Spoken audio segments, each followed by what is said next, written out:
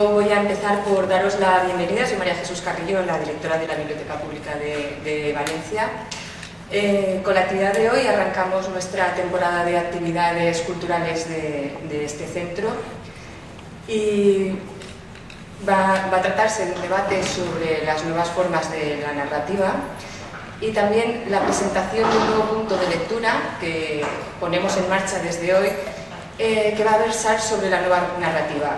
Ya teníamos anteriormente uno que llamábamos Nueva Poesía, que ya tiene una trayectoria de 3 años, y la intención de estos puntos de lectura de ambos es recoger las distintas formas de escritura, que la biblioteca albergue diferentes formas de escribir y también que nuestro catálogo incluya todas aquellas publicaciones que responden a sellos editoriales no comerciales fuera de los canales habituales de distribución y darles así la oportunidad de llegar a más lectores.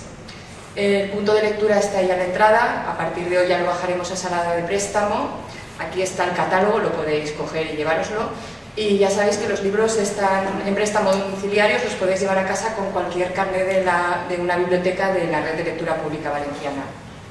Sobre todo también quiero hacer una reflexión sobre que el lugar oportuno, idóneo para reflexionar sobre las nuevas formas que la creación literaria va adoptando a partir de la influencia de Internet, del nuevo panorama informativo en el que nos encontramos, las redes sociales, pues creo que es un buen lugar la biblioteca porque este es un foco de lectura, un foco de lectores.